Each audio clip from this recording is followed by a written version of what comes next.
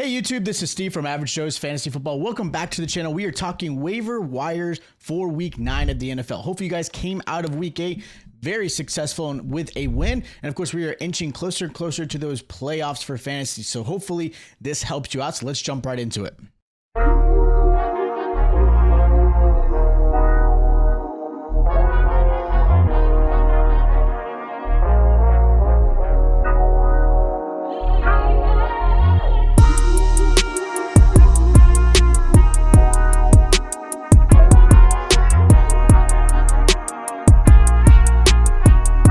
So week 9 of the NFL season is here. Luckily, we kind of pushed through by Ageddon, right? A lot of teams were off last week. Obviously, injuries are still accounted for. So realistically, last week was a little bit rough for most people, right? Hopefully you were able to manage it. I had some great wins. Then I had some teams that had to deal with a lot of buys. And unfortunately, that took an L for me. But with that said, we are now into week 9. There are only 4 teams on a bye this week. You've got the Eagles, the Browns. Then you also have the Bucks and the Jets. So when it talks to players, you got some big names that are not going to be playing this week. And hopefully this waiver wire video helps you guys out. Now, jumping into the quarterback position, I've got 3 players here that I want to mention. First player is going to be Joe Flacco. I have mentioned him, maybe 2 or 3 weeks in a row, and yet he's still available in 39% of leagues.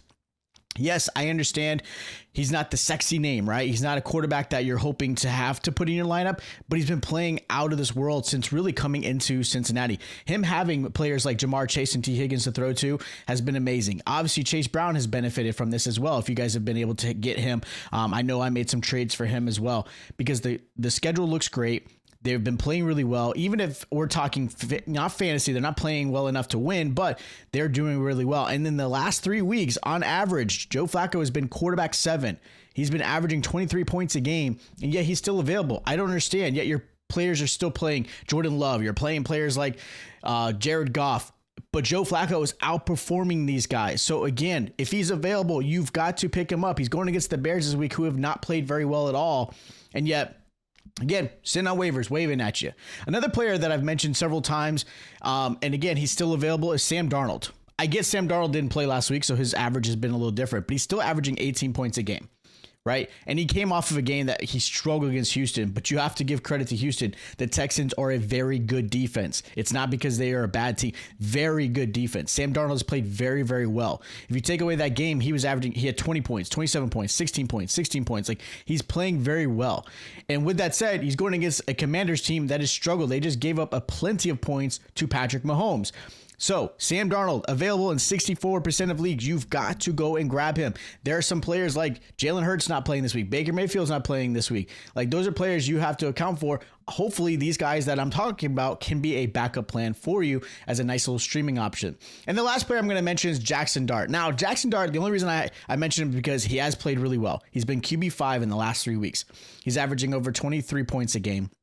He's gotten a rushing touchdown almost every single game the last 3 weeks. He's played out of his mind. And you've got to give him credit. He has been very careful with the ball. He's had 1 interception in the last 3 weeks.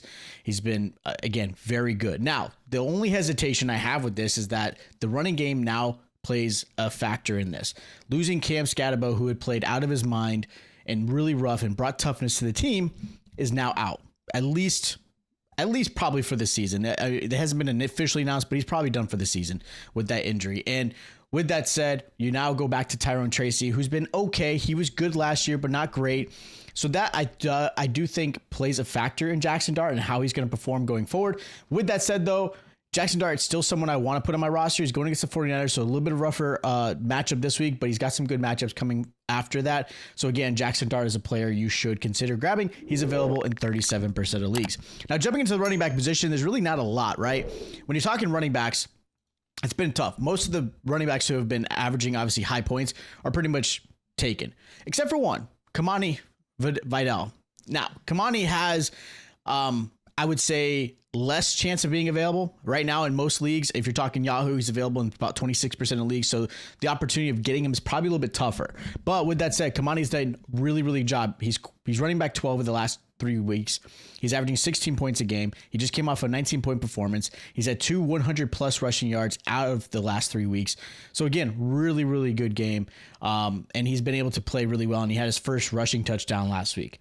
Again, the likelihood of him being available, is slim. 26% is not a lot, but I wanted to mention him because he's still out there and he's possibly available for you to grab. Now, another player that I want to mention is going to be Tyrone Tracy. Now, Tyrone Tracy, obviously, you're not really sure how it's going to play out going forward, right? Like he's had some good games last year. But again, the expectation of this being anywhere close to what Cam was able to do, who was really a top 10 running back the last few weeks, I don't expect that for him. Do I expect if you're desperate at running back, maybe you've got a lot of injuries, maybe you've got bye weeks, Tyrone Tracy is a good add. Again, he's available in 51% of leagues, and I think a lot of people will try to already scramble for him. He's probably one of the bigger waiver wire pickups. I wouldn't spend a lot of your fab, maybe 15%, maybe 20%, depending on what your need is. But again, Tracy is definitely someone you may want to put in because he's going to get the opportunities first before Devin Singletary. So again, consider that one as an option. Tyjae Spears is another one just because he has started to shown up, right? He's been playing better than Pollard. He just came off, obviously, a 17-point performance. He only had 9 touches on the ground. He did score a touchdown, but he's averaging a lot more yards per carry, better than, obviously, Tony Pollard. I do still think, obviously, Pollard's the RB1, but I think the splits might actually end up becoming bigger. I haven't dived into the splits themselves completely, but you're starting to see almost a 50-50 when it comes to this, and Spears is definitely the more explosive back compared to Pollard right now. I do think they're going to be utilizing both. I think if you're obviously a Pollard owner, you're going to have to grab Spears just as a handcuff, but he might be someone you may want to consider putting on your roster. He's available in 69% of leagues. Now, running back I'm going to mention here has not been officially announced yet, but he should be coming back soon. If he's not coming back this week, week 9, he's at least coming back week 11, or 10, is Trey Benson. He's available in 45% of leagues. So again, he's someone you may want to consider. The Cardinals just released Michael Carter, which means really right now it's Bam Knight. It's kind of the show. If Bam Knight does end up playing week 9 without having Benson there is a chance, like I said, Benson may come back this week. Most likely it's going to be week 10, but I wanted to mention him on here because, again, you want to try to grab him sooner rather than later when everyone's trying to scramble to get him. Now, if Benson does come back this week, they got a juicy matchup against the Dallas Cowboys, who have struggled. If maybe not, then Bam Knight's a nice little grab, but I really want to mention Trey Benson because he will be the starter. He's got a great schedule the rest of the season, especially going to the fantasy playoffs. Now, at the wide receiver position, I got a few players. Obviously, Troy Franklin is probably your top one that you may want to end up grabbing. Now, I loved Mims. I thought Mims was going to have a great game. I thought he was going to be the one that actually was going to shine going into this one. I was completely wrong, and Mims just didn't even show up. I mean, even Pat Bryan had a good game against Dallas. I don't know what happened, but Mims just did not show up. And Mims had showed some signs. Now, Troy Franklin obviously has been a great option. He's wide receiver 23 the last 3 weeks. He's been averaging about 14, 15 points a game, coming off a 26-point performance against Dallas where he scored 2 touchdowns, had 8 catches. Not something you're going to normally see, but his catches have been great. Week 7, he had 10 catches. This past week, he had 8 catches. He's starting to see a lot more options his way. And Troy Franklin is available in about 62% of leagues. So the availability is there, especially as a nice flex play. I wouldn't put him as a wide receiver 1 or 2 quite yet. 2 is almost there. Maybe I'd like to see a little bit more out of it. But realistically, he's a solid flex going forward, especially with the way the schedule is and especially when they have some juicy matchups. Now, the matchup this week, they're going against the Texans. Really tough matchup. Texans are a really good defense, so I do have some nervousness against that, and obviously that will be my start sit video. But again, Franklin is definitely someone you may want to consider. Now, another player who just came back for his first time, which is awesome to see, is Christian Watson. Christian Watson's coming off of a game where he finally had, because again, his injuries have been really derailing him most of his career, but got to give him credit. He saw plenty of opportunities.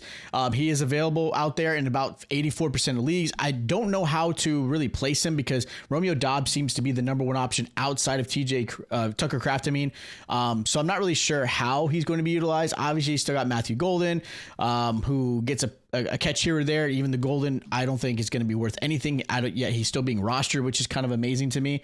But Christian Watson is definitely someone you may want to consider because I think they really want to implement him. He's got great skill set. He's got good size. He's got a little bit more rapport with Love, even though he obviously has not been able to play. And they're going against the Panthers this week, which is a pretty good matchup. So We'll talk a little bit more deep dive later into the week as far as how that matchup looks and if Watson's even worth playing, but he's definitely worth stashing on your roster if you can get him. Kayshon Boutte is another one.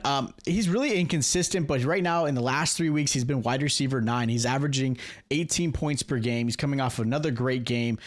He's way too touchdown reliant, but in the last 3 weeks, he's had 4 touchdowns. So it's one of those things like, man, if he can continue that, which is very tough to do, he's obviously a great starter. He's a solid wide receiver too. I mean, he's coming off a 16-point performance. The week before that was 13 points, and the week before that was 26 points.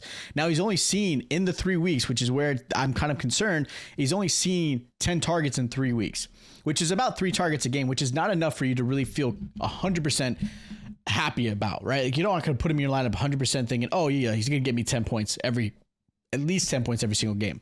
No, but if you can get that touchdown, if you can get maybe an increase of targets, maybe.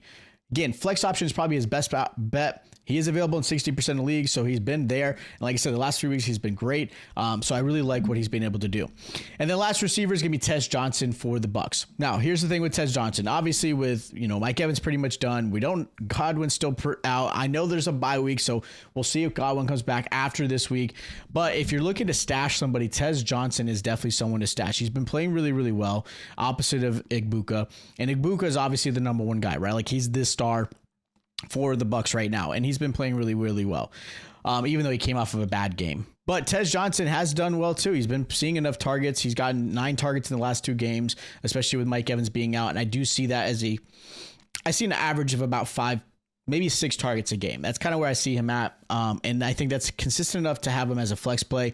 He's available in 49% of leagues, definitely worth stashing, even though he's not playing this week. Now, jumping into the tight end position, I've got 2 tight ends. Rondé Gadsden. I've mentioned him several times, and I think people finally realize, hey, this is a good tight end. He is now really shown up really well. He's been tight end 2 the last 3 weeks, averaging 20 points per game, only behind Tucker Kraft, who just had obviously an amazing game. Rondé Gadsden is seeing plenty of targets his way. He's been really, I would say, the second best option behind, Ladd McConkey, who's seen an increase. Keenan Allen, obviously still pretty solid. The one who's actually been taking the biggest hit has been Quentin Johnston. I think that's just the way defenses have actually been really kind of playing this team, because realistically, there's a lot of great options for Herbert to throw to, and it's kind of pick your poison. And the guy who's been beneficial has been Gadsden, and Gadsden's definitely an option to grab. Now, his likelihood of being available is a lot lower, but he is available in 38% of leagues. That's still quite a bit for a tight end who's been tight end 2 and averaging 20 points a game, which has been amazing. So again, if he's out there, you've got to get him. He's probably my number 1 waiver wire pick across the board, almost all these players. I really like him this week. And then Harold Fannin, yes, he's on a bye week, so again, you're not getting any beneficial this week, but he's been tight end 8 the last 3 games, averaging about 13 points a game. Again, seeing plenty of targets his way. He's averaging about 7 targets a game, which has been fantastic. And that's the biggest thing I would say takeaway, right? Like, he's been doing really, really well. He's got 6 catches this past weekend. He had a touchdown, but again, he's averaging quite a few targets as a tight end. That is amazing. So again, put him in your lineup if you can. He's available in 54% of leagues. Now, jumping into the kicker position, obviously, most of you probably stream a kicker every week, or maybe you have that one kicker who's been amazing. I typically will stream a kicker if I can, unless I've got one of those top tier kickers, which I normally don't draft anyways. But Keami Fairbairn has been the number 1 kicker the last 3 games, and he is definitely the one I want to pick up if I can. Houston's offense gotten a little bit better. Yes, they've been without Nico Collins. I do think that's going to improve because the other receivers are starting to step up, which has been fantastic for CJ Stroud and their offense. Now, the matchup this week is against the Broncos. Tough matchup, but that might actually put Fairbairn in an opportunity to get some field goals. He's obviously available in 31% of leagues. A little bit tougher to get. The second kicker right behind him, who I wanted to mention, he's only available in 25% of leagues, but you got to get him, is Chris Boswell. Chris Boswell came off of a 20-point performance. He's also averaging 13 points per week when it comes to kicking next to Fairbairn. He's been awesome as well. Again, matchup-wise, going against the Colts, who have been a very good defense and a very good team overall. Again, giving Boswell opportunities to kick this week. Now, the kicker who's got the most availability that I'm going to mention here is Andy Borrajalis. He's available in 96% of leagues. He's right now kicker 15 the last 3 weeks, so it's a little bit low. But I will say this. He's been very consistent for the Patriots, and the Patriots is going against the Falcons, who should allow plenty of opportunities to score defensively, and I think the Patriots actually will take advantage of that, which means Andy should have opportunity to get it, anywhere from 8 to 10 points in kicking, which has been fantastic. So again, those are my kickers that I think you should obviously go after this week. Now, jumping into the defensive special teams, if you guys have that type of format, as far as the teams you want to pick up, I've got the Rams as a great option going against the Saints this week. They're available in 60% of leagues. They have been pretty good going forward, and again, I love the matchup. That's probably the biggest reason I want to get them, is that they're available and their matchup is great against the Saints. We don't know what quarterback's going to play. We got Spencer Rattler, who obviously got benched. So we'll see if that plays out that way, but no one's threatening when it comes to the Saints, and the Patriots defense the Rams defense has done pretty well. Now, a defense who I absolutely love, who have been essentially number 1 or 2 almost every single week and overall for the season, has been the Seattle Seahawks. Now, obviously coming off a bye, a lot of people probably dropped them, so they're available in 55% of leagues, but they're going against the Commanders, who probably will still be without Jaden Daniels, who obviously put up a stinker against Kansas City, and the Seahawks defense has been playing out of their mind. They've been really, really good, and I love their matchup this week against the Commanders. Again, that is my team to pick up as well. So those are my waiver wires for week 9. If you have questions of who you should pick up, and maybe you're starting talking trades, right? The NFL's talking trades. Maybe you should start considering trades. Hit me up in the comments down below. I'm trying to get a trade video out this week. If I don't get out this week, I'll absolutely get it out next week, because there are some players I think you should start considering getting rid of and, of course, going after. If you guys are new to the channel, make sure you guys subscribe, hit that like button, and I'll check you guys out next time.